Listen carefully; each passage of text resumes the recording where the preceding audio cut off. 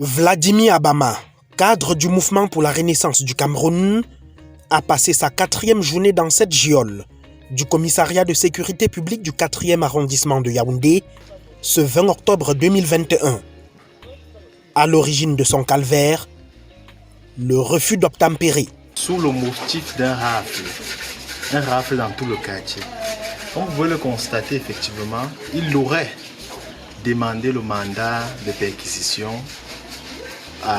aux FMO présents qui sont venus ici, dans ces locaux-ci. Et lorsqu'il n'a pas eu de réponse, ces FMO ont procédé au casse, donc à casser cette porte et entrer et y pénétrer. Lorsqu'il pénètre donc dans ces locaux, il ne présente pas de mandat.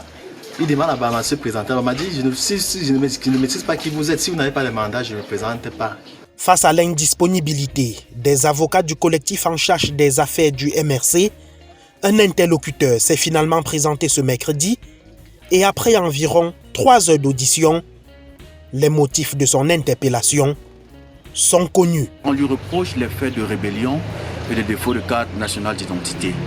En ce qui concerne la rébellion, on dit qu'il aurait refusé d'ouvrir sa porte lorsque les policiers sont arrivés chez lui à 6h05.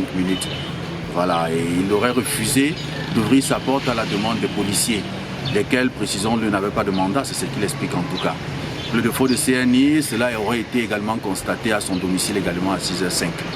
À côté de cela, il y a d'autres motifs, comme par exemple le pantalon qu'il a arboré. Tout le monde, vous avez vu à travers les réseaux sociaux de quel pantalon il s'agit. On lui reprocherait également les prises de vue qui ont été faites au niveau du commissariat, c'est-à-dire on parle de propagation de fausses nouvelles. Toujours est-il que lui, il explique qu'il a fait cette photo pour expliquer à ses amis qu'il se trouvait effectivement au commissariat du 4e où il était gardé à vue. Des chefs d'accusation auxquels les Camerounais semblent désormais habitués, et pour son camarade du parti, sa garde à vue est purement politique. C'est un acharnement de trop.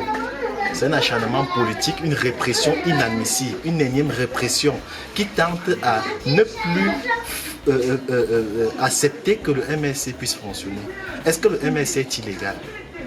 On a vu les militants du RDPC casser, brûler, incendier le domicile d'un sous-préfet. Mais lorsqu'un cadre du MRC tient régulièrement les réunions dans son domicile privé qui est inviolable au vu de la Constitution, il se retrouve embastillé sous le prétexte d'un rafle. Et je tiens à rappeler que nous sommes allés au commissariat du 4e arrondissement de Nimboman.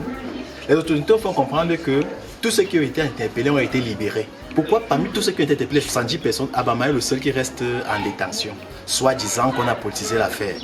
Comment on ne va pas politiser une telle affaire? Ça saute aux yeux qu'il s'agit d'une répression purement et simplement. Après le premier renvoi devant le juge qui a trouvé le dossier vide, la suite sera connue ce 21 octobre. Nous rencontrerons M. le procureur de la République en espérant qu'il va rattraper ce que ces auxiliaires ont peut-être, à mon petit avis, pas très bien fait, quoi.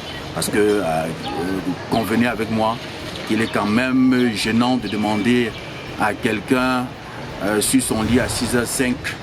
Alors l'interpeller, l'amener dans un commissariat pour ensuite dire qu'il n'a pas de CNI ou encore prétendre qu'il y a eu rébellion à partir d'un domicile privé, à partir d'une chambre où l'on interpelle quelqu'un en sous-vêtements, où l'on saisit d'ailleurs même ses affaires, parce que ce qu'il faut aussi dire c'est que ses affaires ont été saisies, et pour lui demander de justifier la provenance.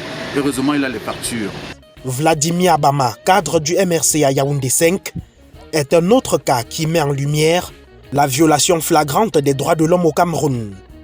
De sources bien introduites, son cas ferait déjà l'objet de vives interrogations auprès des responsables régionaux et nationaux de la sûreté nationale.